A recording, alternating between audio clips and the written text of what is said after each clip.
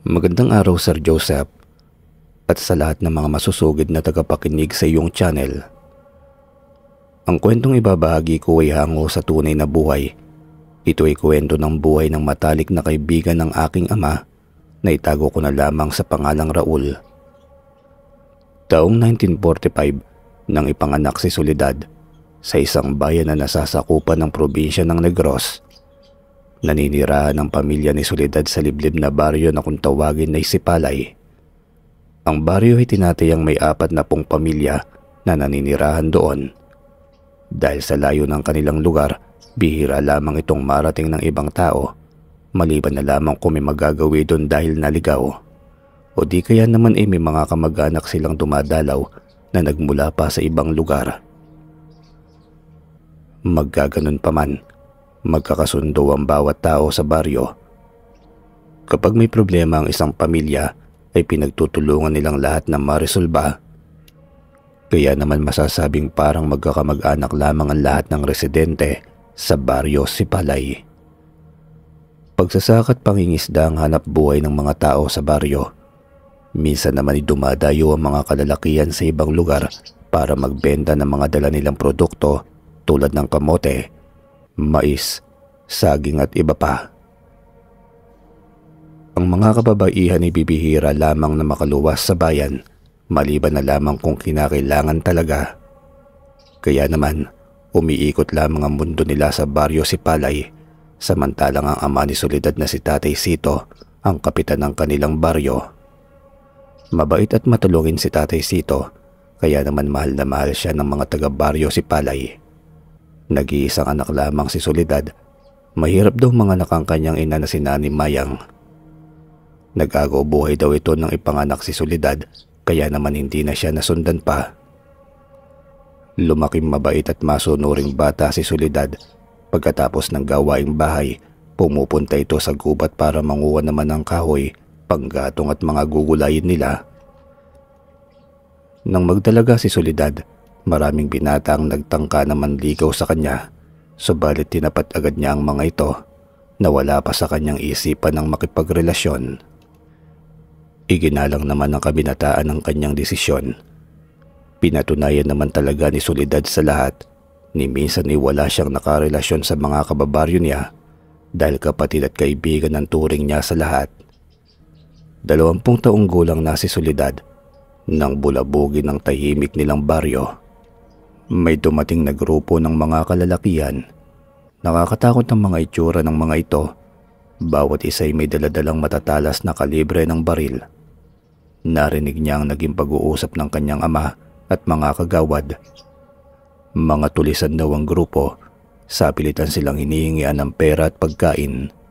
Dahil sa pangamba at takot ng mga tao, labag man sa kanilang kalooban, ibinibigay nila ang mga inimbak nilang pagkain na para sana sa panahon ng tag-ulan. Dahil kapitan ng ama ni Soledad, sila may pinakamalaking ambag sa mga tulisan. Halos masaid ang lagayan nila ng bigas. Nagpupuyos sa galit ang kalooban niya. Nakikita niyang nanlulumo ang kanyang mga magulang dahil sa ginagawa ng mga tulisan. Nangako sa sarili si Soledad na tutulong siya sa paghahanap buhay sa ama para mabawi agad ang nawawalang mga pagkain. Inakala ni Soledad na sa mga susunod na araw ay magiging masigla na muli ang kanyang ama, subalit dinamdam nito ng husto ang nangyari. Nagkasakit si Tatay Sito. Isang umagang nagising sina Soledad at ang kanyang ina na si Nanay Mayang. Nakita nilang nakatulala si Tatay Sito. Nakatingin ito sa malayo na para bang walang nakikitang anuman sa paligid. Takot ang lumulukob sa buong pagkatao ni Soledad na baka tuluyan ang mawala sa sarili ang kanyang ama. Naganap ng albularyo si Soledad sa kanilang baryo. May isang matandang lalaki na nagngangalang Tata Pilo ang nakapagsabi kay Soledad na may pag-asa pa raw na gumaling ang kanyang ama. Basta makainom ito ng nilagang dahon ng isang pambihirang halaman na matatagpuan lamang sa pusod ng gubat. Ang halamang ito ay tinatawag na makaw. May pulang malalapad na dahon at dilaw ang kulay ng katawan ng halaman. Ibinilin din ng matanda ang paraan kung paano nito mapapagaling itong si Tatay Sito. Dahil sa pagnanais na gumaling ang kanyang ama, mapanganib man sa tulad niyang babae ang pumunta sa gubat, naglakas loob pa rin si Soledad. Hindi siya pinapayagang umalis ng kanyang ina na si Nanay Mayang dahil mapanganib daw pumunta ng mag-isa sa gubat. Subalit sa huli ay wala pa rin itong nagawa para pigilan siya. Dalang matalas na itak na pag-aari ng ama ni Soledad na si Tatay Sito, binagtas niya ang mapanganib na gubat. Bawat kakaibang halaman sa paningin niya ay kanyang hinihintuan at pinagmamasdan kung yun na nga ba ang halaman na sinasabi ng matandang lalaki. Tulad ng sinabi ng matandang lalaki, napakahirap ngang makita ng halamang Macao. May isang oras na naglalakad sa gubat si Soledad ngunit wala pa rin siyang nakikitang halaman na tumutugma sa sinasabi ni Tata Pido. Sa patuloy na paghahanap ni Soledad ng halamang Macao, nakarating siya sa isang lugar sa gubat kung saan may mga naglalakihang mga puno. Nakakapagtaka na para bang sinadya na itanim sa bahaging iyon ng mga puno. Iisang linyang pagkakahilera ng mga ito. Sa paligid ng mga puno ay may mga halamang namumulaklak. Nagmamadaling pumagitna sa mga halaman si Soledad. Nagbabaka sakali na may halamang Macao siyang makikita. Habang abala sa paghahanap ng halaman, bigla siyang nakarinig ng boses ng isang lalaking kumakanta. Nakaramdam ng takot si Soledad. Paanong nagkaroon ng taong nakatira sa napakasukal na gubat na kinaroroonan niya? Nagmamadali nang naghanap sa kumpol ng mga halaman ng dalagang si Soledad. Gusto niya na makaalis sa lugar na yon. Una pa lamang na nakita niya ang mga puno, nakarama na siya ng matinding pangingilabot. Idagdag pa ang boses na kanyang naririnig. Nagpa siya nang lumipat ng lugar si Soledad.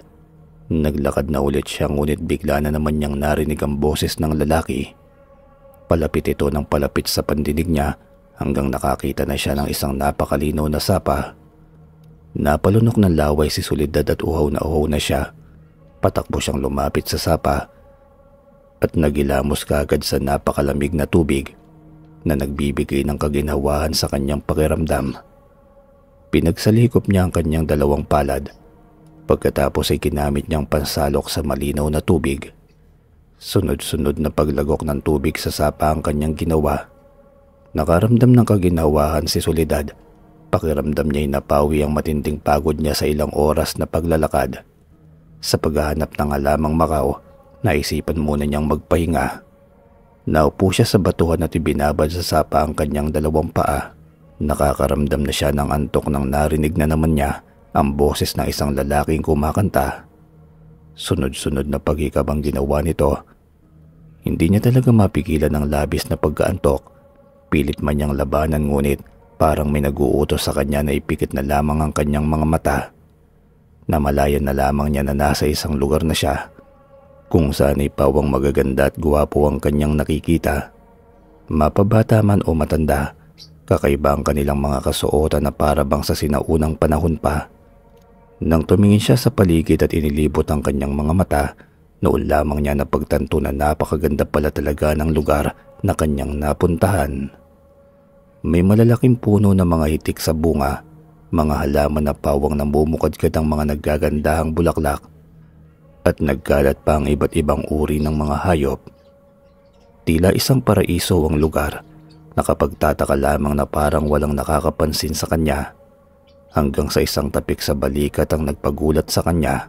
Nang ibaba niya sa balikat ang kanyang paningin, nakita niya ang isang malakit mabalahibo at maputing kamay na nakapatong sa kanyang balikat. Dahan-dahang iniangat ni Soledad ang kanyang paningin. Ganoon na lamang ang panlalaki ng kanyang mga mata. Isang napakakisig na lalaki ang kanyang katabi. Nakangiti ito habang nakayuko sa kanya.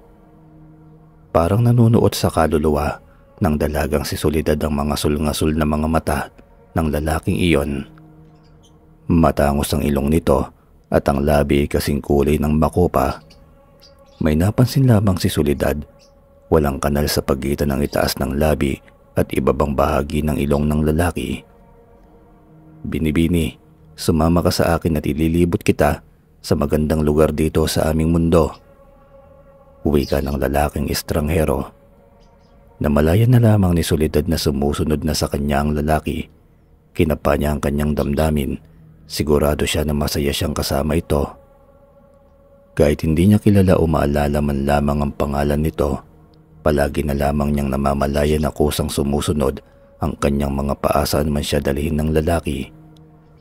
Sa patuloy nilang pamamasyal, may isang lugar silang napuntahan na parang piyesta sa dami ng pagkain. Makukulay ang mga nakahain na pagkain sa bawat mesa na kanyang nakikita. May mga prutas din na nakahain sa mesa. Nakaramdam ng labis na pagkagutom itong si Soledad. Magkasabay silang kumakain ng lalaki sa isang pandalawang taong lamesa. Kapansin-pansin din ang pagyuko at pagbati sa lalaki ng mga tao sa paligid, pero si Soledad ay parang walang nakakakita sa kanya. Ang weirdo ng kanyang pakiramdam. Gusto niyang umalis at tapusin ang pagkain, ngunit nahuli niyang nakatitig sa kanyang gwapong lalaki. Napayuko na lamang siya at pinagpatuloy ito. Pagkatapos nilang kumain, niyaya ni Soledad ang lalaki. Hinawakan na nito ang kanyang kamay na para bang matagal na silang magkakilala. Hindi magkatugma ang sigaw ng kanyang isip at puso. Ang isip niya ay tinidikta nito na huwag siyang sasama sa lalaki, ngunit ang traidor niyang puso ay bumubulong sa kanya na masayang sumama siya sa lalaking gusto na rin naman niya. Hanggang sa nakarating sila sa napakalaking silid. Sa pinto pa lamang ay huminto na si Soledad. Kinakabahan siya sa maaaring mangyari kapag pumasok siya at sumama sa lalaking ni pangalan nito hindi man lamang niya kilala. Napansin ng lalaki ang pag-aalinlangan sa kanyang mga mata. Nagulat na lamang siya nang bigla siya nitong binuhat at ipinasok sa malaking silid. Pagkatapos nun ay wala na siyang alam sa iba pang mga nangyari. Naalimpungatan si Soledad. Pawis na pawis siya habang hinihingal. Nanunuyo na rin ang kanyang lalamunan. Pakiramdam niya tumakbo siya ng napakalayo. Napansin niya na nakalublob ang kanyang mga paa sa tubig. Napayuko siya at uminom ng tubig sa sapa. Nang biglang pumasok sa kanyang isipan ang kanyang ama na kailangan nga pala niyang maghanap ng halamang Macao. Kakatayo pa lamang niya mula sa pagkakaupo sa gilid ng sapa nang minamataan siyang halaman na may kulay pulang dahon na nakalapag lamang sa batuhan. Di kalayuan mula sa kanya, kaya kinabahan si Soledad dahil yun ang halamang Macao. Nagpalinga-linga siya sa paligid. Hinanap kung may ibang tao bang nasa sapa din, ngunit wala siyang nakita. Iniisip niya kung ano nga ba talaga ang mga nangyari noong mga nakaraang oras, ngunit wala talaga siyang maalala. Nagmamadali nang dinampot ni Soledad ang halamang Macao at patakbong umuwi sa kanilang bahay. Nakakunot noo ang kanyang inang si Nanay Mayang nang datnan niya ito. Nakaupo ito sa kanilang pintuan at halatang inaabangan siya. "Maghapon kang nawala, Soledad. Pinag-alala mo ko ng husto. Saan ka ba pumunta? Bakit ngayon ka lang nakauwi?" May pag-aalalang boses na tanong ng kanyang ina. Napahinto sa tangkang pagpasok sa kusina si Soledad. Paanong maghapon siyang nawala nakaupo lang naman siya sa gilid ng sapa. Naguguluhan man ay ipinagkibit balikat na lamang ni Soledad ang sinabi ng kanyang ina. Tumuloy na siya sa kusina para hugasan at ilaga ang dahon ng Macao na hindi niya alam kung paano siya nakakuha nito. Habang naglalaga ng Macao si Soledad ay pilit niyang inaalala ang mukha ng lalaking hindi mawala-wala sa kanyang isipan. Subalit sumasakit bigla ang kanyang ulo kaya ay sinasantabi niya na lamang sa isip niya. Ang mahalaga ay gagaling na ang kanyang amang si Tatay Sito. Samantala, walang kamalay-malay si Soledad na palihim na siyang pinagmamasdan ng kanyang ina na si Nanay Mayang. Labis ang pag-aalala ni Nanay Mayang sa kanyang kaisa-isang anak. Maghapon itong nawala. Ang tanging alam niya ay pumunta ito sa gubat. Dala naman ni Soledad ang halamang Macao nang makabalik. Subalit parang may nagiba sa kilos at pananalita ng kanyang anak. Pagkatapos na ipainom ni Soledad ang nilagang dahon ng Macao, unti-unti nang bumalik ang dating sigla ni Tatay Sito. Nagpasalamat si Nanay Mayang sa kanyang anak sa pagsasakripisyo nitong gumaling lamang ang kanyang ama. Pinuntahan ni Soledad si Tata Pilo, ang nagturo sa kanya kung ano ang gamot sa sakit ng kanyang ama. Pagbungad pa lamang niya sa pintuan ng bahay nito, kakaiba ang tingin nito sa kanya. Nagpasalamat siya at agad ding nagpaalam na umuwi na lamang. Samantala, sinundan ng makahulog ang tingin ng matandang si Tata Pilo ang nag-iisang anak ni Tatay Sito na si Soledad. Kapansin-pansin na parang nawawala sa sarili ang dalaga. Nahihintatakutan na napaisip si Tata Pilo. Siguradong mag-isa lamang na pumunta sa gubat ang dalaga para maghanap ng dahon ng makaw. Nawala sa kanyang isipan na balaan ito nung araw na humingi ito ng tulong para sa kanyang ama. Hindi niya nasabi na mag-ingat dahil may isang lugar sa gubat na sakop ng bayan nila ang pinakaiiwasang marating o madaanan lamang ng mga tao, sapagkat ang nasabing lugar ay bali-balita na syudad daw ng mga engkanto. Sa gitna ng gubat ay may sangang daan daw. Ang isang daan ay papunta sa tamang landas palabas ng gubat, samantalang ang isa naman ay papasok sa syudad ng mga engkanto. Ayon sa kwento, may grupo daw ng kabataang babae na ang edad ay nasa 15 pataas ang minsang naligaw sa gubat na yon. Nakita raw ng mga ito ang sangang daan. Hindi nagkasundo ang grupo sa landas na gusto nilang tahakin. Ang limay mas piniling sa kaliwang landas. Samantalang ang isang babae naman ay pinili ang kanan na sa tingin niya ito ang tamang landas. Kinakabahan man ay mag-isang binagtas ng isang babae ang daang napili niya. Subalit nakakailang balik na raw siya sa lugar kung saan ay nagkayuwa-hiwalay sila ng kanyang mga kasama. Dahil sa kaban na baka hindi na siya makaalis sa lugar, naisipan niyang maupo sa bukana ng sangandaan upang mapag-isipang mabuti ang susunod na hakbang na kanyang gagawin. Hindi niya alam kung nakalabas na nga ba ng gubat ang iba niyang mga kasama. Habang nag-iisip, inaalala niya ang tila palatandaan na binagtas niyang daan. May mga pulang tela siyang nakita na nakasabit sa mga sanga ng puno, kaya inakala niya na yun ang tamang daan. Nagumpisa ulit siyang maglakad pasalungat naman ang kanyang ginawa. Iniwasan niyang likuan at sundan ang mga pulang sanga na may nakasabit na pulang tela. Hindi nagtagal sa wakas ay nakita na niya ang kalsada palabas ng gubat. Tuwang-tuwa siyang nagtatatakbo palabas ng kakahuyan. Wala namang ibang lulusutan o daraanan palabas ng gubat maliban doon. Kaya inaasahan ng babae na nasa kalsada na ang lima niyang kasama at hinihintay siya. Subalit napalitan ng lungkot at pagtataka ang kanyang naramdaman kung bakit wala pa ang mga ito. Matyagang naghintay ang dalaga sa tabi ng kalsada hanggang inabutan na siya ng hapon. Ni anino ng mga kasama niya wala pa rin. Kinukutuban na siya na may hindi magandang nangyayari sa mga ito. Napahagulgol na lamang siya ng iyak. Paano na ang kanyang mga kaibigan? Tiyak na mag-aalala ng gusto ang mga magulang nito hanggang sa may mabuo siyang plano. Babalikan niya ang daan kung saan siya dumaan palabas. May mga iniwan siyang palatandaan kaya hindi siya mahihirapang makabalik sa sangandaan. Pagkatapos, kapag naroon na siya sa bukana ng sangandaan, ay susubukan niyang tuntunin ang landas kung saan mas pinili ng mga kaibigan niyang dumaan. Nagumpisa na siyang maglakad pabalik sa gubat nang biglang may nagsalita sa kanyang likuran. Nang kanyang lingunin, nakita niya ang isang matandang lalaki na may pasan-pasan na kahoy panggatong. "Mag-unos dili ka, ineng. Papadilim na. Maya-maya lamang ilalatag na ang dilim sa buong kapaligiran. Kung ano man niyang pinaplano mo, huwag mo nang ituloy. Tiyak na hindi ka na makakabalik pa kapag inabutan ka ng dilim sa gubat." Uwi ka ng matandang lalaki. "Ngunit lolo, ang mga kasama ko po'y naiwan sa gubat. Sama-sama kaming pumunta dito. Kaya dapat magkakasama kaming makabalik sa amin." Umiiyak na tugon ng babae. Niyaya na siya ng matandang lalaki sa bahay daw muna nito na magpalipas ng gabi. Kinabukasan na lamang daw siya nito ihahatid sa sakayan ng bus pabalik sa bayan nila. Kailangan na daw nilang makalayo sa lugar. Sa bahay na lamang daw nito sila mag-uusap tungkol sa mga nangyayari. Dahil sa takot na maiwanang mag-isa, lalo pat lumalatag na ang dilim, mabilis na sumunod ang babae sa likod ng matandang lalaki. Naisip niya ang kanyang mga kaibigan. Ikinuwento niya sa matandang lalaki ang nangyari. Napailing ito't malungkot siyang tinignan sa mga mata. Isang maliit na kubo ang nakita ng babae na hinintuan ng matanda. Sinalubong ito ng isang matandang babae.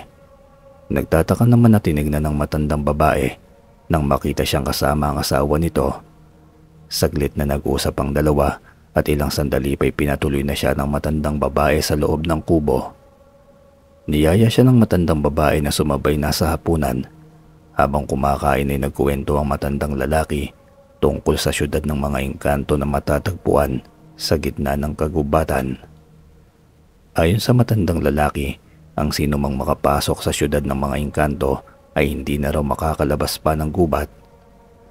Ang magiging senaryo daw ng sino mang taong makakapasok doon ay magpapabalik-balik na lamang daw sa iisang daan hanggang sa mapagod na lamang daw ang mga ito at nanaisin na lamang na doon na lamang manirahan sa syudad ng mga engkanto.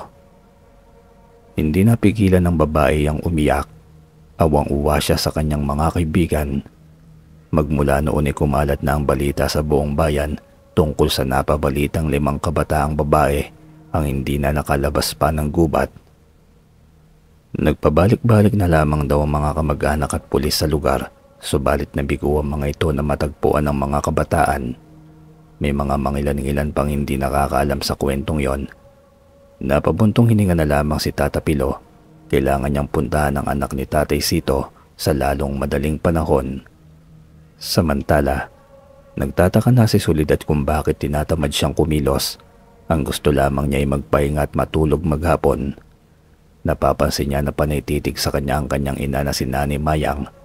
Marahil tulad niya ay nagtataka rin ito kung bakit nagiba ang mga kinikilos niya. Palihim na niyaya ni Nanay Mayang si Tatay Sito sa likod ng kanilang bahay. Sinabi niya sa kanyang asawa ang mga kakaiba sa mga kinikilos ng kanilang anak. Maging si Tatay Sito ay nababahala na rin. Napansin na rin pala nito magmula nang pumunta sa gubat ang kanilang anak.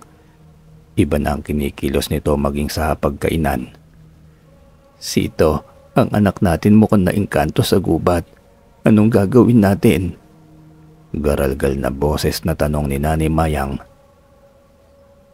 Nakokonsensya at sarili ang sinisisi ni Tatay Sito. Kung di dahil sa kanya hindi sana napahamak ang kanilang anak, ngunit naisip niya na nangyari na ang lahat, mas dapat niyang pagtuunan ng pansin ang paghahanap ng albularyo na titingin sa kalagayan ni Soledad. Kinabukasan ni maaga pa lamang igising na si Tatay Sito. Plano niyang lumuwas sa mga bayan, maging sa mga karatig bayan pa, para lamang maghanap ng albularyo. Hinayaan lamang muna niyang matulog si Nanay Mayang. Napuyat ito kasi kakaisip sa kanilang anak kagabi. Kakalabas pa lamang ng kwarto ni Tatay Sito nang may maulinigan siyang tila kumakanta.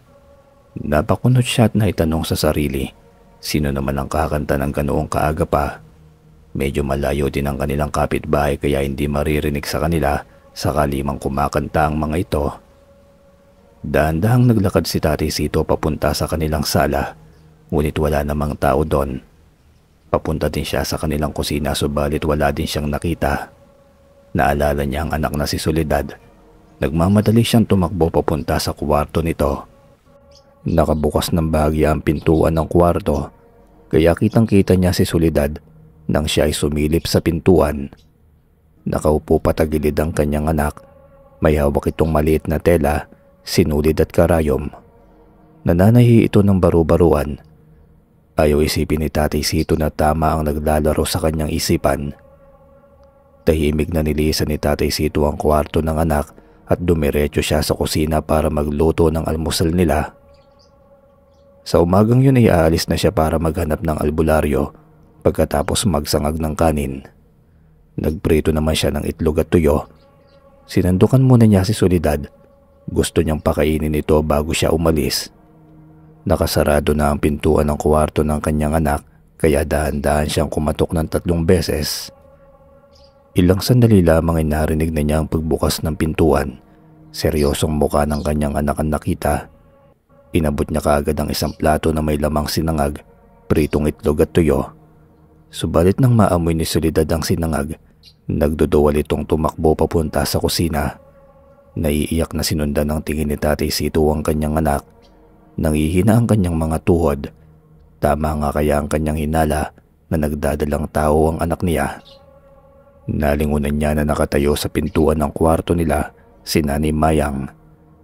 Sunod-sunod na pagpatak ng luha ang nakita ni Tatay Sito mula sa mga mata ng kanyang asawa. Napakahirap tanggapin na magiging ina ang kanilang kaisa-isang anak, ngunit nang tanongin nila kung sino ang ama ng dinadala nito, hindi daw alam ni Soledad kung sino.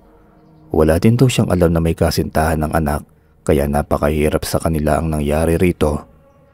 Nang kumpirmahin nga sa kanila ng kumadronang si Aling Paz na buntis ang kanilang anak, ay humagulgol na sila sa pag-iyak. Pinayuhan pa sila ng kumadrona na magpatingin sa albularyo dahil kakaiba ang kanyang pakiramdam sa batang dinadala ni Soledad. Nakiusap ang mag-asawa na panatilihing lihim muna ang pagbubuntis ng kanilang anak. Samantala si Soledad naman ay halos gabi-gabing nananaginip na sa isang malaparaisong lugar siya na naging pamilyar na sa kanya. Kasama niya palagi ang isang lalaki na hindi niya pa alam ang pangalan. Palagi siya nitong pinapatawa. Ayaw ng lalaki na nakikita siyang malungkot. Ang gusto lamang nito ay palagi siyang masaya. Palagi siyang binubusog nito at magagandang bagay lamang ang ipinapakita. Isang gabi't mag-aalas 11 na nang maalimpungatan si Nanay Mayang. May narinig siyang para bang nagpupukpok sa dingding. Nagmamadali siyang tumayo. Nasulyapan niya ang asawa na tulog. Nang makalabas siya ng kwarto, napagtanto niyang nagbumula sa kwarto ng anak ang ingay na yon. Nakabukas ang pintuan ng kwarto kaya dire-diretsong pumasok si Nanay Mayang doon sa loob ng kwarto. Napahinto siya sa pagpasok nang makita ang anak na nagkakabit ng duyan sa dingding. Tinangka niyang lapitan ito para sabihin ay pagpabukas na lamang ang pagkabit ng duyan, ngunit bigla siya nitong tinignan ng masama. Napatras si Nanay Mayang, nakaramdam siya ng takot. Nagpatuloy na sa pag-aayos ng duyan si Soledad. Nakita din ni Nanay Mayang na nakabukas ang maliit na bintana sa kwarto ng anak. Patingin-tingin ito sa labas ng bintana kahit may kadiliman. Lumabas na ng kwarto si Nanay Mayang, ngunit nananatili itong nakatayo sa likod ng pintuan dahil gusto niyang makita ang susunod na gagawin ng kanyang anak. Makalipas ang ilang sandali, narinig niya ang boses ng isang lalaki. Sumasagot naman si Soledad hanggang sa sunod na narinig niya ang halakhakan sa loob ng kwarto. Dahan-dahang sumilip si Nanay Mayang sa maliit na butas sa pintuan. Kitang-kita niya na para bang may kumikiliti sa kanyang anak habang nakatihaya ito. Lalo pa nanlaki ang mga mata ni Nanay Mayang mula sa pagkakatihaya ni Soledad. Napakalaki na pala ng tiyan nito. Pigil ang hininga na nilisan ni Nanay Mayang ang likod ng pintuan. Pabalik na sana siya sa kwarto nilang mag-asawa nang may namataan siyang isang figura na nakaupo sa kanilang mesa sa kusina. Inakala niya na si Tatay Sito ito, ngunit bigla na lamang itong nawala sa upuan. Nagmamadali nang pumasok tuloy ng kanilang kwarto si Nanay Mayang at naabutan niyang tulog na tulog si Tatay Sito. Kung ganoon ay sino ang lalaking kanyang nakita sa kusina. Biglang tumayo ang mga balahibo sa batok ni Nanay Mayang. Isang umaga, maagang umalis ng bahay ang mag-asawang sina Tatay Sito at Nanay Mayang. Tulog pa nang iniwan nila si Soledad at payapa itong nakapikit habang yakap-yakap ang isang unan. Pupuntahan nila ang bantog na albularyo na taga-kabilang bayan lamang. Isang matandang babae ang kanilang nadatnan. Abala ito sa pagtatapas ng gumamela sa harapan ng bahay nito. Pinatuloy naman sila ng matanda nang makita sila doon sa likod bahay kung saan may isang bahay kubo. Kinausap sila kung ano ang kanilang sadya. Mabilis na nagkuwento naman si Nanay Mayang kung ano ang mga nangyayari. Ang kasalukuyang kalagayan ng kanilang anak na nagdadalang tao, ngunit hindi nila alam kung sino ang ama nito. Nagpaalam saglit sa kanilang matandang albularya na nagpakilala sa pangalang Lola Salud. Naiwan naman sa kubo sina Tatay Sito at Nanay Mayang. Umaasa sila na matutulungan ng matanda ang kanilang pinakamamahal na anak. Samantala, kakagising lamang ni Soledad at lumabas siya ng kwarto saka hinanap ang kanyang mga magulang. Subalit hindi niya nakita ang mga ito. Nakaramdam siya ng gutom kaya dumiretso na siya sa kusina para kumuha ng pagkain. Katatapos lamang niyang magsandok nang makarinig siya ng sunod-sunod na katok mula sa labas ng pintuan ng bahay. Nagmamadali niyang tinungo ang pintuan at binuksan. Inakala niya na dumating na ang kanyang mga magulang ngunit isang lalaki na katalikod ang kanyang nakita. "Mawalang galang na po. Sino po sila? Ano po ang sadya niyo rito?" Tanong ng dalaga. Biglang humarap ang lalaki. May hawak-hawak itong iba't ibang uri ng mga naggagandahang bulaklak. Napanganga si Soledad ng matitigan ng napakagwapong muka ng isang lalaki. Parang pamilyar sa kanya ang muka na yon. Pilit niyang inaalala kung saan niya ito nakita, subalit biglang hinawakan ng lalaki ang kanyang mga kamay saka ibinigay ang mga bulaklak. Inakala ni Soledad na aalis na ito ngunit bigla itong naupo paluhod. Bigla nitong idinikit ang muka sa kanyang malaking tiyan. Naramdaman niya ang malakas na pagsipa ng kanyang anak sa kanyang sinapupunan. Nahihiwagaan pa rin siya kung sino bang lalaki na bigla na lamang sumulpot at lumuhod sa kanyang harapan. Niyaya siya nitong mamasyal kung saan tatanggi pa sana si Soledad, ngunit nang titigan niya ang magaganda nitong mga mata, namalaya na lamang niyang nagsusuot na siya ng tsinelas. Hawak kamay silang lumabas ng tarangkahan. Kitang-kita niya ang napakasayang ngiti ng lalaking estranghero. Nang bigla itong huminto sa paglalakad, binuwat siya nito at sa isang kisap mata, nasa isang pamilyar na lugar naman sila. Napabulong si Soledad sa sarili. "Hindi ako maaaring magkamali. Siya yung lalaking palaging laman ng aking mga panaginip. Magmula nang magbuntis ako. Kung ganon, sino kaya ang lalaking ito? At bakit gano'n na lamang ang kanyang pagtrato sa akin?" Nagugulo ang bulong pa nito. Sa kabilang dako naman, kararating lamang na mag-asawang sina Tatay Sito at Nanay Mayang, kasama nila ang albularyang si Lola Salud. Nagpaalam sandali si Tatay Sito na gigisingin na ang anak nilang si Soledad. Subalit umahangos itong bumalik sa sala pagkatapos libutin ang buong bahay. Sinabi nito na nawawala daw ang kanilang anak na si Soledad. Umiiyak na si Nanay Mayang. Hindi nila alam kung saan nahanapin ang kanilang anak at apo nang biglang napatayo sa kinauupuan ng albularyang si Lola Salud. May nakita siyang isang bungkos ng mga naggagandahang bulaklak na nakalagay sa ilalim ng bangko. Ang mga bulaklak ay kakaiba, maging ang mga tangkay nito ay tunay na kakaiba rin. Kumpara sa normal na bulaklak sa mundo ng mga tao, kaya kinausap ni Lola Salud ang mag-asawa at nagpaalam kung maaari ba niyang hawakan ng mga bulaklak. Agad naman pumayag ang mag-asawa. Kinuha ni Tatay Sito ang mga bulaklak at iniabot kay Lola Salud. Kinakabahan na nag-abang ang dalawang matanda. "Ang mga bulaklak na ito ay hindi pangkaraniwan. Nabubuhay ito sa ibang mundo. Nakita ko kung sino ang may dala ng mga bulaklak na ito. At malamang siya rin ang dahilan kung bakit nawawala ang inyong anak na si Soledad. Huwag sana kayong mabibigla sa sasabihin ko. Ang inyong anak ay kinuha ng ama ng sanggol na nasa sinapupunan niya, sapagkat ang sanggol na dinadala ni Soledad ay anak ng isang engkanto." Halos mawala ng ulirat ang mag-asawa nang makumpirma na nabuntis ng isang engkanto ang kanilang kaisa-isang anak. Dagdag pa ni Lola Salud, anumang sandali ay maaaring magsilang ng anak si Soledad. Kahit nasa mundo pa ito ng mga engkanto, magkaiba daw ang takbo ng oras at panahon sa mundo ng mga tao at mundo ng mga engkanto. Kinakailangan daw nilang mapabalik sa bahay si Soledad bago sumapit ang ika-6 na gabi. Walang inaksayang oras si Lola Salud. Inihanda niya ang mga kailangang gawin pagkatapos ay inumpisahan na niya ang ritual. Samantala sa mundo ng mga engkanto naman, doon dinala ng lalaki si Soledad sa isang hardin doon. Na silang dalawa lamang ang naroon. Sa wakas ay nagpakilala na rin ang lalaki. "Ipagpaumanhin mo, ngayon ko lang sasabihin ang pangalan ko. Ako si Prinsipe Lagtokan, ang bunsong anak ng hari sa kahariang ito.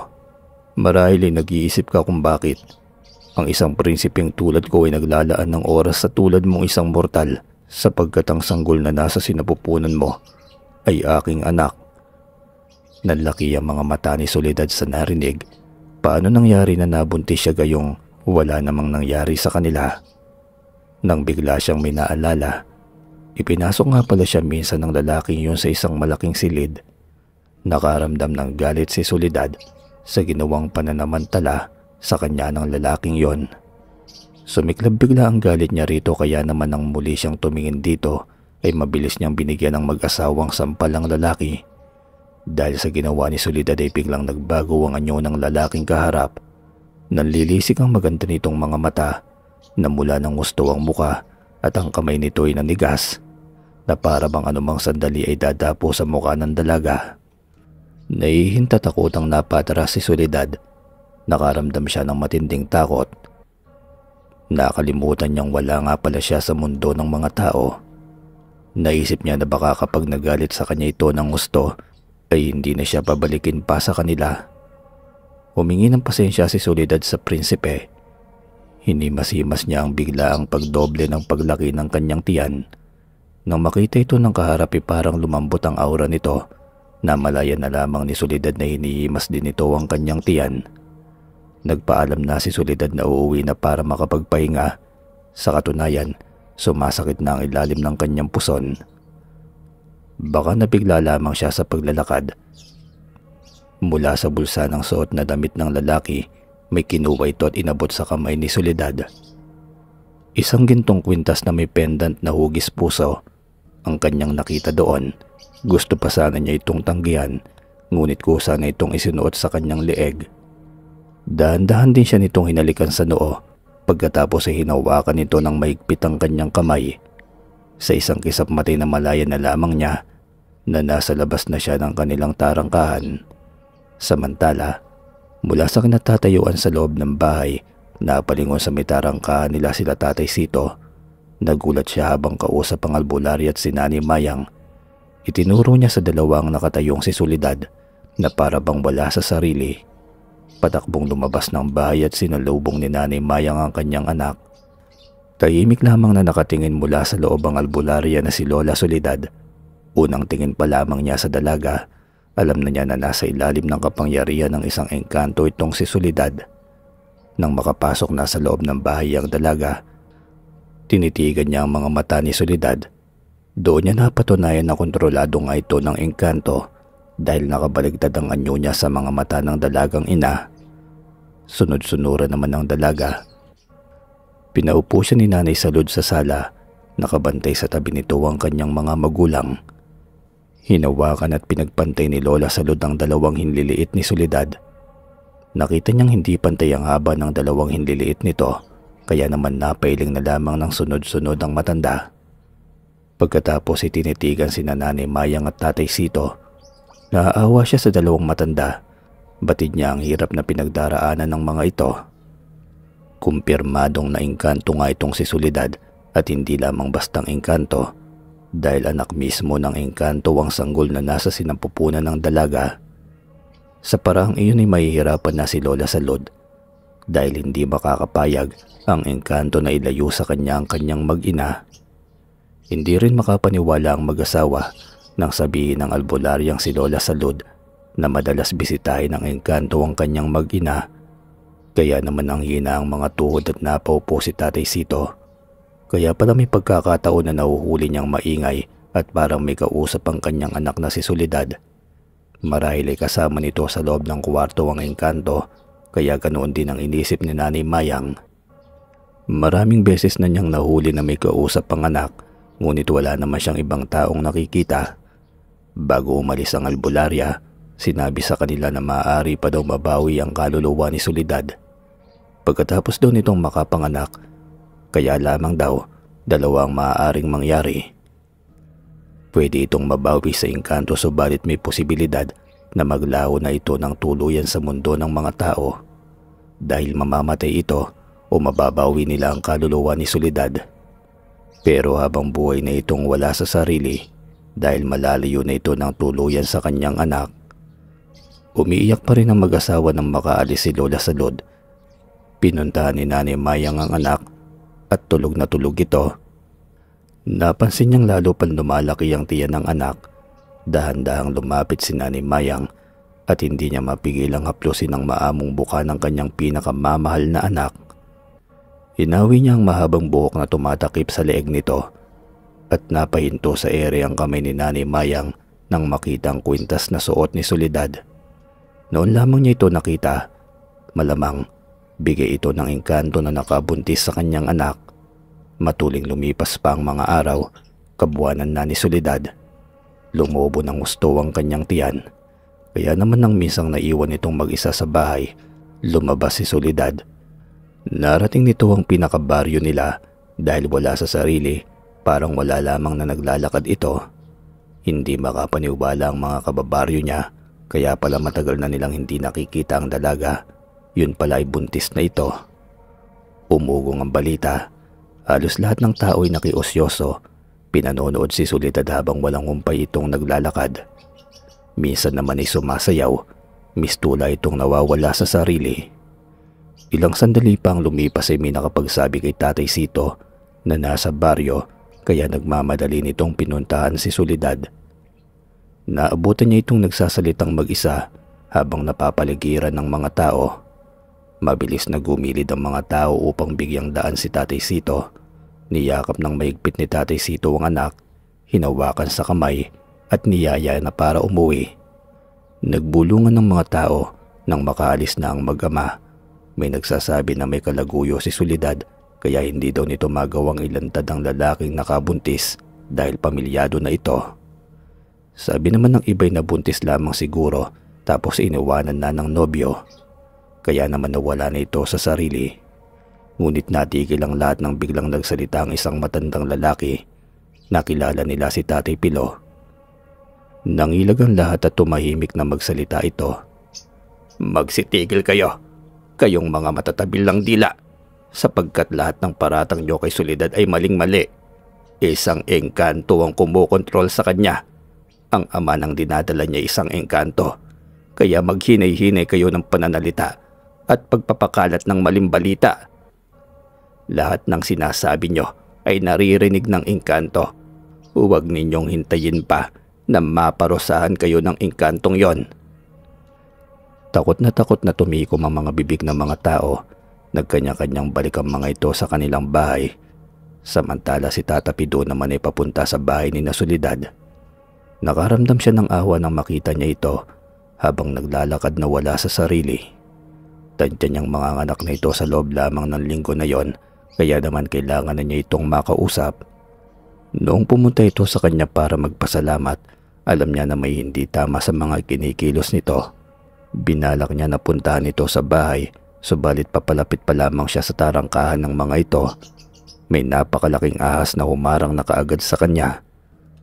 Alam niya na sugo ito ng engkanto at kapag nagpumilit siyang tumuloy ay kamatayan ang naghihintay sa kanya. Wala na siyang magagawa pa sa kasalukuyang kalagayan ni Soledad. Payo na lamang ang magagawa niya para sa mga magulang ng dalaga. Nakilala agad si Tata Pilo ni Tatay Sito. Kaklase niya ito ng elementarya. Naabutan ni Tata Pilo na kumakain ng mag-inang Nanay Mayang at anak nitong si Soledad. Tulad ng una niyang nakita, nakatulala pa rin ito. Kapansin-pansin din ang kakaibang kulay ng kanyang balat. Tumikim naman si Tatay Sito kaya nabaling ang atensyon ni Tata Pilo kay Tatay Sito. Bago pa nakapagsalita si Tatay Sito, ay inunahan ito ni Tata Pilo. "Kasalanan ko ang lahat. Nung araw na nakausap ko siya at tinuruan ko kung saan matatagpuan ang halamang gamot na makapagpapagaling sa iyo. Nagkulang ako ng paalala sa kanya. Hindi ko nasabi na mag-ingat siya sa gubat dahil may isang syudad doon ng mga engkanto ang nakatira." Lubos naman na naunawaan ni Tatay Sito ang lahat. Napaiyak siya dahil sa awa sa kanyang anak. May mga ibinilin sa kanya si Tata Pilo bago umalis. Mag-aalay sila ng hayop para sa kalayaan ni Soledad. Kahit hindi 100% na mababawi nila ito, kahit kakarampot na pag-asa, ay hindi ito pinalagpas ni Tatay Sito. Para sa kapakanan ng kanyang anak, kinagabihan, pagkatapos maligo'y sinuklayan na ni Nanay Mayang ang kanyang anak.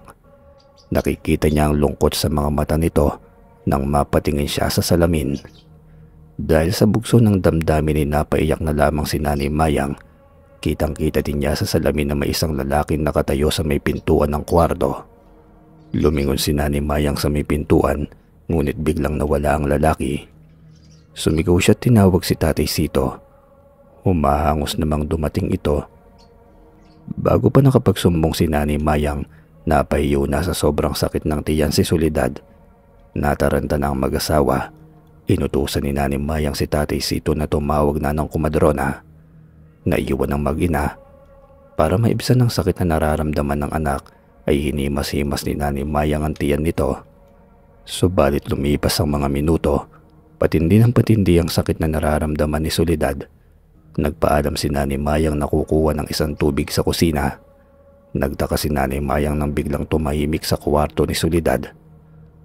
Nagmamadali na siyang bumalik dala ang baso, ngunit bago pa siya makarating sa pintuan ng kwarto, nakarinig na siya ng malakas na iyak ng sanggol. Nabitiwan ni Nanay Mayang ang baso at nagmamadaling pumasok sa kwarto. Ganun na lamang ang pagkagulat niya nang makita ang isang sanggol na lalaki. Wala pa itong damit at nakakabit pa ang mahaba nitong pusod. Hinanap niya si Soledad ngunit bigla na lamang itong nawala. Halos panawan na ng ulirat si Nanay Mayang nang makita ang ginto nitong kwintas sa ulunan ng sanggol. Nanginginig ang kamay na binuwat ni Nanay Mayang ang kanyang apo. Ngunit bigla na lamang itong huminto sa pag-iyak. Naabutan siya ni Tatay Sito at ng kumadrona na nasa ganoong sitwasyon. Nalibot na ni Tatay Sito ang buong bahay, maging sa buong paligid ng bahay, ngunit hindi niya nakita ang kanyang anak. Pinutol naman ng kumadrona ang pusod ng sanggol. Habang ginagawa niya ito'y napapansin ni Nanay Mayang na parang natatakot ito sa sanggol. Pagkatapos mabihisan at makatulog ang sanggol, ay niyaya ng kumadrona sa sala si Nanay Mayang sa kinausap. Naabutan nila sa sala si Tatay Sito na umiiyak. Nahahati ang pagkatao ng inyong apo sa dalawa. Ang kalahati ay engkanto samantalang tao naman ang kalahati. Ang dahilan kaya iniwan siya sa mundo ng mga tao ng kanyang ama at ang kanyang ina lamang ang dinala dahil mahigpit na ipinagbabawal sa mundo nila ang may dalawang katauhan. Ang kailangan nila ay isang sanggol na anak ng engkanto sa isang tao na mas matimbang ang dugong pagkaengkanto kaysa pagiging tao. Ganun pa man, iniwan man siya sa mundo natin. Palagi nakasubaybay pa rin ang kanyang mga magulang sa kanya. At darating ang araw na magkakakilala din sila at magkakasama-sama. Hindi naman makapaniwala ang mag-asawa sa sinabi ng kumadrona. Nagtataka sila kung paano ito nagkaroon ng kaalaman tungkol sa mga engkanto. Pumasok ang mag-asawa sa kwarto ni Soledad. Naabutan nilang mahimbing na natutulog ang sanggol. Kahit papaano'y may iniwang alaala sa kanila ang kanilang anak na si Soledad. Bago sila natulog sa tabi ng kanilang apo, nagkasundo ang mag-asawa na Raul ang ipapangalan dito. Samantala, sa mundo naman ng mga engkanto ay masayang pinapanood ni Prinsipe Lagtokan ang tulog na tulog niyang anak. Napalingon siya sa ina nito na kanyang katabi. Tulog na tulog si Soledad at wala pa itong alam na naiwan sa mundo nila ang kanyang anak. Palihim na namang pinag-usapan sa buong baryo ang biglaang pagkawala ng dalagang ina na si Soledad. Mas lalo pang pinag-usapan ng mga tao ang pagkakaroon ni na Lolo Sito ng lalaking apo. Binaliwala na lamang ni na Lola Mayang ang mga sinasabi ng mga ito. Nagpatuloy lamang sila sa buhay kasama ang kanilang bibong apo na si Raul. Matuling lumipas ang mga araw, buwan at taon. Pagtungtong ng 7 taon ay pinapasok na ng mag-asawa ang kanilang apo sa paaralan. Lumaking napakagwapo, may magagandang mata at matangos na ilong itong si Raul. Kapansin-pansin din ang balat nitong parang labanos sa kaputian, kaya maraming bata ang gustong makipagkaibigan dito. Lumaking mabait, magalang at masunurin si Raul. Subalit kahit nasa kanyang magagandang katangian ay may mga bata pa rin na ayaw sa kanya. Minsan isang umaga habang papasok pa lamang sa kanyang silid-aralan si Raul, nilapitan siya ng 4 na lalaking bata na kasing lalaki niya. Tinawag siya ng mga ito na anak ng engkanto. Hindi makapagsalita si Raul, hindi niya maintindihan ang ibinibintang sa kanya ng mga batang yon. Dahil wala siyang naging reaksyon sa mga sinasabi nito, bigla siyang itinulak ng isa sa 4 na bata. Natumba si Raul kaya naman nadumihan ang suot niyang puting t-shirt. Naalala niya ang hirap ng kanyang lola Mayang sa paglalaban ng kanyang damit, kaya naman naggalit itong si Raul. Tumayo siya't pinitik sa braso ang batang tumulak sa kanya dahil sa kanyang ginawa. Nagalit ang 3 pa nitong kasama. Susuguri na sana siya nang bigla namang may sumigaw sa kanilang likuran. Nagtakbuhan papalayo ang 4 na bata nang makitang papalapit ang isang gurong lalaki. Mula sa malayo nakita niya ang ginawa ng mga bata kay Raul. Inakbayan niya si Raul, kaya naman nakita niya ang mga mata nito ng matitikan. Walang anumang takot siyang nakita sa mga mata nito. Inihatid niya sa silid-aralan si Raul at kinausap niya ang guro nitong babae, saka kinuwento ang mga nangyari. Tanghaling tapat nang umahangos na dumating si Raul sa bahay nila, naabutan niyang maghahain na ng kanilang pananghalian si Lola Mayang. Napangiti naman ang matanda nang makita siya't nagmano. Inutusan si Raul ng kanyang lola na tawagin sa likod bahay ang kanyang lolo. Mabilis naman na tumakbo ito. Nakangiting sinundan ng tingin ni Nanay Mayang ang kanyang apo. Parang kailan lamang ikalong-kalong lamang niya si Raul. Namalaya na lamang niya na tumutulo na pala ang kanyang luha. Naalala naman niya ang kanyang anak na si Soledad. Hindi naman nakaligtas sa paningin ng dating kapitan na si Tatay Sito ang mabilis na pagpunas ng luha ng kanyang asawa. Hanggat maaari itinatago nila kay Raul ang katotohanan tungkol sa tunay nitong pagkatao. Masyado pa itong bata para maunawaan ang mga nangyari, kaya sa tuwing magtatanong siya kung nasaan ang kanyang mama at papa, palagi na lamang nilang sagot ay nasa ibang bansa at nagtatrabaho. Habang kumakain sila'y napansin nila na hindi yata madaldal ang kanilang apo. Sanay sila na kahit kumakain kasi ito ay marami itong tanong. Hanggang sa muntik na nilang maibuga pareho ang kanilang kinakain nang itanong ni Raul kung ano daw ba ang ibig sabihin ng engkanto. Matagal nakasagot ang mag-asawa. Inakala nila na baka nagmakita na kay Raul ang mga magulang nito. Kaya naitanong ni Nanay Mayang kung bakit niya itinatanong ang bagay na yon. Napatiimbagang naman si Tatay Sito. Ito na nga bang kinakatakutan nilang mangyari? Ang tuksoy ng kanilang apo dahil natatakot sila sa pwede nitong gawin. Mag-iisang taon pa lamang si Raul noon nang makitaan nila ito ng kakaibang kapangyarihan. Nang minsang iwanan nila ito sa kuna ng bakuran habang nagtatanim sila ng halaman sa paligid. Nalingunan nila na may ahas na kobra na gumapang papunta sa kuna nito. Nakaupo si Raul noon sa kuna habang ito'y naglalaro nang biglang tumaas ang ulo ng ahas. Nakalobo ang bibig nito at anumang oras ay bubuga na ng lason sa mukha ng 1 taong gulang na si Raul. Halos 5 dangkal na lamang ang layo nito, kaya naman patakbo na si Tatay Sito noon para tigpasin ang ulo ng ahas na nakataas na sa harapan ni Raul nang biglang lumagapak ang katawan ng wala ng buhay na ahas. Ang nakita lamang nilang mag-asawa ay nakikipagtitigan ng bata sa mata nito. Pagkatapos ay tuloy-tuloy nang naglaro ito na para bang walang nangyari. Napakarami pang pangyayari ang nasaksihan nilang mag-asawa na ginawa ng kanilang apo.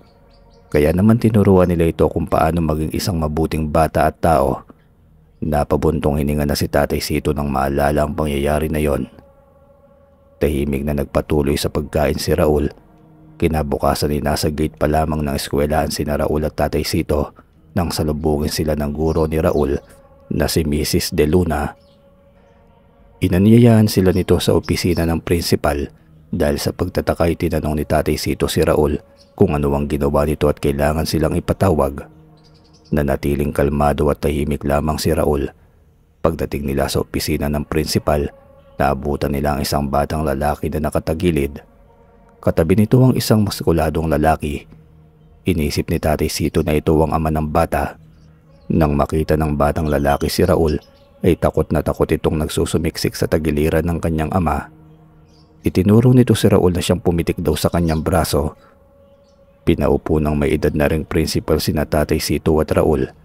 Halos 3 dipa na lamang ang layo mula sa kinauupuan ng mag-ama ang pagitan nila. Kabado na si Tatay Sito. Alam na niya na may ginawa nga po na ikinasakit ng bata. At nang mapatingin siya sa braso ng bata, Namamaga ito at ang pamamaga nito'y hindi pangkaraniwan. Pagkatapos magsalita ng bata, tinanggi nito na tinukso niya si Raul at tinawag na anak ng engkanto. Biglang nakaramdam sila ng bahagyang pag-uga ng lupa at nang titigan nila si Raul, namumula ang mukha nito sa matinding galit. Sinabi ni Raul na hindi siya pinalaki ng lolo't lola niya na isang sinungaling na bata. Sinabihan niya ang bata na magsabi ng totoo at nang patuloy na itinatanggi pa rin ng bata, bigla itong humiyaw sa sakit. Pakiramdam nito'y hinahalukay ang namamaga niyang braso. Kaya napilitan itong aminin ng totoo. Dahil sa nangyari ay galit na pinagbantaan ng ama ng bata si Raul. Tinawag pa itong mangkukulam. Kagagawan daw ni Raul kung bakit namamaga ang braso ng kanyang anak. Sumagot naman si Tatay Sito. Sinabihan ng lalaki na magdahan-dahan ng pananalita. Tumayo ang lalaki at pinitsirahan si Tatay Sito. Hindi nakinig ang lalaki nang sumigaw ang prinsipal na tumigil ito.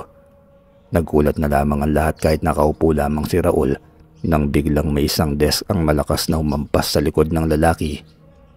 Tumayo si Raul para pigilan ng lalaki, ngunit pinigil na ni Tatay Sito ang kamay nito. Magalang na nagpaalam si Tatay Sito sa prinsipal at humingi na rin ng pasensya. Bago umalis ay nilingon ni Raul ang takot na bata. Hanggat hindi raw bukol sa loob nito ang pag-amin ng bata sa ginawang kasalanan, hindi mawawala ang pamamaga ng braso nito. Dahil naman sa nangyari ay kumalat ang balita sa buong eskwelahan. Iniwasan at kinatakutan si Raul ng mga bata. Samantala, hindi nagkulang ng pangaral sa kanilang apo ang mag-asawang sina Tatay Sito at Nanay Mayang hanggang sa maging binatilyo na ito. Hindi naman sa pagbubuhat ng bangko ng apo, napakakisig nitong lalaki. Marami ang nagsasabi na pwede daw itong maging artista. Subalit ayaw nilang mag-asawa. Mas magiging delikado kasi ito para sa kanilang apo. Habang lumalaki si Raul ay lumalakas din ang taglay nitong kapangyarihan. Palagi itong pumupunta sa gubat ng mag-isa. Wala silang ideyang mag-asawa kung nakilala ba nito ang kanyang mga magulang o hindi. Hindi rin naman nila itinatanong dahil pinalaki nila ito sa isang kasinungalingan tungkol sa mga magulang nito. Maglalabing 8 taong gulang na si Raul nang magdesisyon sina Tatay Sito at Nanay Mayang na ipagtapat kay Raul ang katotohanan. Katatapos lamang nilang maghapunan noon nang yayain nila ito sa sala. Kinakabahan man sa magiging reaksyon ng kanilang apo ay naglakas loob si Tatay Sito na sabihin ng totoo. "Patawarin mo kami, apo. May napakalaking kasalanan kaming dalawa ng lola mo sa iyo. Hindi totoong nasa abroad na nagtatrabaho ang mama at papa mo dahil nasa gubat lamang silang nakatira." Paliwanag ni Tatay Sito sa kanyang apo. Nasundan pa ito ng pagpapaliwanag ni Nanay Mayang. Nakikita niyang walang reaksyon sa mukha ni Raul kahit sinabi na ni Tatay Sito ang totoo.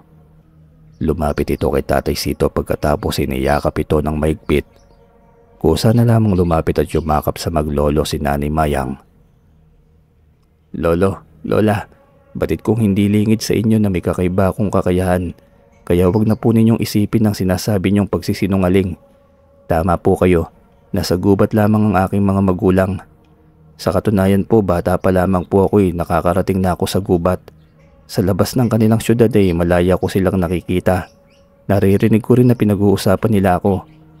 At ang kwintas na suot ko ang susi para makarating ako sa mundo nila. At magiging mundo ko na rin pagsapit ng ika-21 kaarawan ko." Napahagul ko lang mag-asawa sa kanilang narinig. Matagal na palang alam ni Raul ang totoo, pero ni minsan ay hindi sila sinumbatan nito. Ang lalo pang nakapagpaiyak sa dalawang matanda ang katotohanan na ilang taon na lamang ay iiwan na sila ng kanilang pinakamamahal na apo. Magmula noon ay lalo pang pinadama ng mag-asawa sa kanilang apong si Raul ang kanilang pagmamahal. Sinasamantala nila ang panahon na nakakasama pa nila ito. Naging mas malambing si Raul sa kanila na lalo namang ikinakalungkot ng mag-asawa. Siguradong malulungkot sila ng gusto kapag umuwi na ito sa tunay nitong mundo. Magmula nang ipanganak si Raul, na wala man sa kanila ang anak nilang si Soledad, ay naging magaan at masagana ang buhay nilang tatlo. Palagi silang may nakikitang bungkos ng pera sa loob ng bahay. Alam nila na galing iyon sa ama ni Raul. Sobra-sobra pa sa pangangailangan ng bata ang binibigay na pera sa kanila. Kaya nang tumungtong sa unang taon sa kolehiyo si Raul ay hindi sila ng problema sa matrikula nito. Malaking halaga pa rin ang salapi ang naitatabi nila para sa kinabukasan ng bata. Samantala naman sa mundo ng mga engkanto ay maluhaluhang pinapanood ni Prinsipe Lagtokan ang labis-labis na pagmamahal ng lola at lolo ng kanyang anak na si Raul. Kapag dumating na ang tamang panahon ay tiyak na madudurog muli ang puso ng mga ito, katulad ng pagkadurog ng dalhin niya sa mundo nila si Soledad. Nang tumungtong na nga ng ikalawang taon sa kolehiyo si Raul ay pinakilala siyang isang binata. Ang pangalan ng binata ay Carlos. Tulad niya guwapo at mabait din ito. Matagal na pinag-aralan ni Raul ang pagkatao ni Carlos. May maliit na tindahan sa bayan ng pamilya nito. Matulungin tao si Carlos at mapagmahal din sa mga magulang. Nang minsang ginabi sa pag-uwi si Raul dahil may proyekto silang gagawin ng mga kaklase niya, nakita niyang pinagtutulungang bugbugin ito ng mga magnanakaw. Sinakluluhan niya si Carlos. Sinadya niyang pahintuin ang oras kaya parang mga naistatwa ang 5 kalalakian. Nireport nila sa pulis ang 5. Nagulat na lamang ang mga ito nang namalaya na lamang na nakaposas na silang lahat. Kaya naman mula noon ay naging matalik na magkaibigan ng dalawa. Kapag walang pasok ay palagi silang magkasama. Nakatagpo ng isang kapatid si Raul sa katauhan ni Carlos. Hanggang sa nakilala ni Raul ang bunsong kapatid ni Carlos na si Maria. Simple lamang ang ganda ni Maria. Morena ito, tipikal na dalagang Pilipina. Tulad ni Carlos ay mabait din ito, masikaso at palagi itong may inihahandang merienda sa kanila ni Carlos sa tuwing pumupunta siya sa bahay ng mga ito. Kapag si Carlos naman ang napupunta sa kanila, bumabahan ng pagkain sa lamesa. Gustong-gusto ng lola mayang niya na maghapon lamang silang magkasama. Batid nito na mabuting bata din si Carlos kaya palagi silang binubusog nito. Sa maraming pagkakataon na magkasama sila ng kanyang kaibigan. Alam niya na hindi ito ordinaryong tao dahil maraming beses na niya itong nakitang gumagawa ng kakaiba. Naalala pa ni Carlos nang minsan na niyaya siya nitong mamili ng gamit para sa darating na pasukan. Nang babayaran na nila ang mga pinamili nila, doon pa lamang nalaman ni Raul na nakalimutan pala nitong kuhain sa mesa nila ang perang ibinigay ng kanyang nanay Mayang. Kitang-kita niyang pumilas ng 10 pirasong pahina ng notebook na babayaran nila si Raul. Nilamukos lamang ito pagkatapos ay isang kasap matay 10 pahina ng papel na naging 10 tig 1,000 ito. Gulat na gulat siya noon dahil sobra-sobra pa ang pera sa mga pinamili nila. Pagkatapos ay niyaya pa siya ni Raul na kumain at mamasyal sa kung saan-saan. Sa kabila ng lahat ng yon, naging tahimik lamang si Carlos sa lahat ng nakikita niya. Ni minsan ay hindi siya nagtanong kay Raul at kahit kanino'y wala siyang pinagkwentuhan para na rin sa kaligtasan ng kanyang kaibigan. Lingid sa kaalaman ni Carlos, sinadya ni Raul na ipakita sa kanya ang lahat. Sinusubukan niya ang katapatan nito at kung tunay ba itong kaibigan niya. Sa ilang taong lumipas ay nanatiling tapat at tunay na kaibigan si Carlos. Kaya naman paminsan-minsan ay sinasadya niyang lagyan ng pera ang bag nito kapag nadudulas itong sabihin o naikuwento ang problema na nalulugi ang kanilang negosyo. Ramdam ni Raul na maraming beses na siyang gustong tanungin ni Carlos tungkol sa mga pera pero natatakot ito sa isasagot niya. Naging mas matalik pang magkaibigan ng dalawa hanggang isang araw, ilang buwan na lamang at magda-21 taon na si Raul. Walang alam si Carlos sa mangyayari sa kanya. Kaya araw ng Sabado noon na wala silang pasok, niyaya niya si Carlos na mamasyal sa gubat. Dinahilan na lamang niya na manghuhuli sila ng baboy ramo. Nagulat si Carlos kasi hindi naman nila hilig pareho yon. Pero hindi pa rin ito nagdalawang isip na sumama sa kanya. Maraming pagkain ay pinabaon sa kanila si Lola Mayang niya. Dinala ni Raul si Carlos sa paborito niyang tambayan simula nung siya ay bata pa. Isa itong malaking treehouse na siya mismo ang may gawa. Manghang-mangha si Carlos nang makita ang treehouse at ang paligid nito na napakaganda. Hindi na nagpaligoy-ligoy pa si Raul. Kinausap niya ng masinsinan ng kanyang matalik na kaibigan. Pare, gusto ko lang na magpasalamat sa iyo sa lahat-lahat. Ramdam ko naman na matagal ka nang naghihinala sa tunay kong pagkatao. Hindi ko naman intensyon na itago sa iyo ng matagal. Kaya kita dinala dito para ipakita sa iyo ang katotohanan. Isa akong engkanto. Ang nanay ko ay tao. Samantalang ang tatay ko naman ay engkanto. Pagsapit ng ika-21 kaarawan ko, ay kukuhain na ako ng mama at papa ko at dadalhin na sa mundo ng mga engkanto. Hindi pa man tapos magsalita si Raul, humagulgol na ng iyak itong si Carlos. Minahal niya ng higit pa sa kapatid ang turing niya rito, kaya napakalaking kawalan sa buhay niya kapag bigla na lamang itong nawala sa kanya. Niyakap niya ng maigpit si Raul. Nagkaroon na rin si Carlos ng pagkakataon na magpasalamat sa matalik niyang kaibigan sa mga tulong na ibinigay nito sa kanya sa mga panahong kailangan ng pera ng kanyang pamilya. Lahat ng yun ay sinabi niya kay Raul na habang buhay niyang tatanawin na utang na loob. Sa huli ay pinasilip ni Raul kay Carlos ang tunay niyang mundo gamit ang kanyang kwintas, ay hindi pa rin makapaniwala si Carlos na tunay ngang engkanto ang kanyang kaibigan. Matuling lumipas ang mga buwan bago sumapit ang kaarawan ni Raul. Masayang masaya silang nagtapos ng kolehiyo. Kinalimutan na muna nila ang nalalapit na paglisan ni Raul sa mundo ng mga tao. Sa kauna-unahang pagkakataon ay nagsama ang pamilya ni Carlos at ang kanyang lolo at lola. Pumunta sila sa mamahaling restaurant, bumaha ng pagkain sa lahat ng mesang naroroon. Kahit hindi nila kakilala, nililibre ni Raul ng pagkain. Kaya naman tuwang-tuwa ang mga tao sa loob ng restaurant na yon. Double celebration daw yun para sa pagtatapos nilang dalawa ni Carlos. Hanggang sa sumapit na ang araw na kinatatakutan nilang lahat. Maaga pa lamang ay nakahanda na ang lahat sa bahay ni Raul sa gaganapin ng kanyang ika-21 taong kaarawan.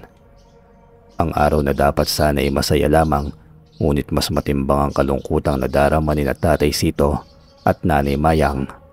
Maging si Carlos. Dahil anumang sandali ay maglalaho na ang pinakamamahal nilang si Raul. Bisita nila ang pamilya ni Carlos at iba pang mga malalapit na kaibigan at classmate ng kolehiyo. Kakaiba ang pagkakaayos ng buong lugar. Kahit nasa bukid ang bahay nila, napaka-elegante ng pagkakaayos. Parang isang prinsipe ang magdadaos ng kaarawan. Nagulat na lamang silang tatlo pagkagising nila ay nakahanda na ang lahat ng yon. Napakaraming pagkain. Kahit buong bayan ang kumain ay pwede dahil sinadyang gawin iyon ng ama ni Raul na si Prinsipe Lagtokan. Bilang pasasalamat sa pagmamahal ng mga taong nandoon sa kanyang nag-iisang anak, pagkatapos ng kainan ay nagkaroon pa ng palaro. Lahat ng dumaloy na nanalo man o natalo ay may nakuwang regalo. Kaya naman masayang-masayang nag-uwian ang lahat. Naiwan si Carlos sa bahay ni Raul. Pinauna na niyang pauwiin ang kanyang pamilya na may dala pang handa. Lahat ng taong dumaloy may dala pang mga pagkain sa kanila. 5:00 na noon ng hapon, 1 oras na lamang ay iiwan na sila ni Raul. Kaya naman hindi umalis sa tabi niya ang tatlong naging mahalagang tao sa kanyang buhay sa mundo ng mga tao. Walang tigil sa pagluha ang mga ito. Sina Nanay Mayang, Tatay Sito at Carlos. Kaya bago sumapit ang 6:00 ay nagsalita si Raul. Hindi muna ako magpapasalamat sa inyo dahil pansamantala lang naman ako mawawala. Paminsan-minsan idadalawin ko pa rin naman kayo eh. At tulad ng ating mga nakasanayan, kukwentuhan ko kayo ng magiging buhay ko sa bagong mundong pupuntahan ko. Bilang regalo ko sa inyo, sana'y tanggapin nyo ang bawat kahon na iniwang ko sa sala. Gamitin niyo sa mga bagay na makapagpapasaya, magpapaunlad sa inyong buhay. Mahal na mahal ko kayong tatlo. Katawan ko lamang ang aalis dito sa mundong ito, pero may iwan ang aking mga alaala at puso. Lumuluha ngunit nakangiting wika ni Raul. Nagulat ang tatlo nang biglang humangin ng malakas. Ilang sandali pa kasabay ng pagpatak ng kamay ng orasan sa 6:06 ng hapon. Lumitaw sa harapan nila ang isang napakakisig na lalaki at isang napakagandang babae na pamilyar kina Nanay Mayang at Tatay Sito. Ang anak nilang si Soledad. Hindi sila nakikilala ng kanilang anak Ngunit nagulat sila nang bigla na lamang sila nitong yakapin ng napakahigpit. Pasasalamat sa pagkupkop sa kanyang anak sa huling salitang namutawi dito. Ganon din ang ginawa ng ama ni Raul. Nagiwan ito ng mga ginto sa paanan nila at pasasalamat. Unti-unti nang naglalaho ang tatlo habang hawak-hawak ang magkabilang kamay ni Raul. Napakatamis ng ngiti ang iniwan ni Raul sa kanila bago ito tuluyang naglaho. Halos 1 oras na ang nakakalipas bago tumigil sa pag-iyak ang tatlo. Dinampot nila mga ginto na ibinigay ng ama ni Raul. Niyaya naman ng mag-asawa si Carlos sa loob ng bahay at ibinigay nila ang isang kahon na nakapangalan dito. Sabay-sabay nilang binuksan ng kahon. Nanlaki ang mga mata nila at humagulgol ng iyak. At nagpasalamat sila kay Raul. Dahil puno ng salapi ang kahon na yon. Nangako si Carlos na palagi silang dadalawin nito kahit wala na si Raul. Umaasa din ito na sa isang araw ay babalik si Raul para kumustahin sila. Naging maganda ang buhay ni Carlos at ng pamilya nito sa tulong ng pera at gintong bigay ng mag-ama na sina Prinsipe Lagtocan at Raul. Nanatili namang simple ang buhay ng mag-asawang sina Nanay Mayang at Tatay Sito. Masaya na sila sa nabibili nila ang lahat ng pangangailangan nila sa pang-araw-araw. Hindi pa rin nila ginagalaw ang mga ginto na bigay ng ama ni Raul at perang ibinigay ni Raul. Umaasa sila na isang araw ay babalik ang kanilang pinakamamahal na apo at ang kanilang anak na si Soledad. Sir Joseph, ayon sa kwento ng aking ama, magmula daw ng araw na nawala si Raul ay hindi na ito muli pang nagpakita. Ganoon din daw sa lolo't lola nito na palagi naghihintay sa pagbabalik ni Raul. Sa kasalukuyan ay malayo na kami sa bayan na kinalakhan ni Papa. Magandang naging buhay namin at pamilya ni Papa. Ginamit niya sa tamang pinagkaloob na yaman sa kanya ng kanyang dating matalik na kaibigan. Madalas nakikita ko si Papa na malungkot at umiiyak. Alam ko na hinihintay rin niya ang pagpapakita sa kanya ng kanyang matalik na kaibigan na isang engkanto.